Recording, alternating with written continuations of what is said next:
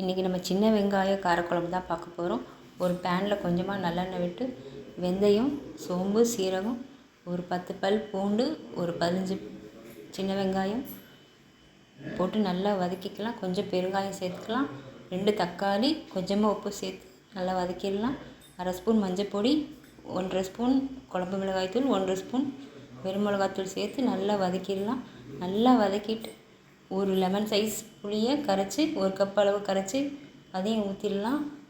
2 cup அளவு தண்ணியும் ஊற்றி நல்லா கொதிக்க விட்டுறலாம். ஒரு 10 நிமிஷம் நல்லா கொதித்து பச்சை வாடெல்லாம் போகணும். பச்சை வாடை போனோன்னே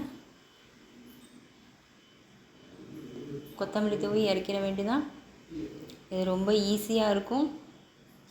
காரக்குடி ஸ்டைலில் இந்த காரக்குழம்பு செஞ்சுருக்கேன். செஞ்சு பாருங்கள். இந்த வீடியோ பிடிச்சினா லைக் பண்ணுங்கள், ஷேர் பண்ணுங்கள், சப்ஸ்கிரைப் பண்ணுங்கள். தேங்க்யூ.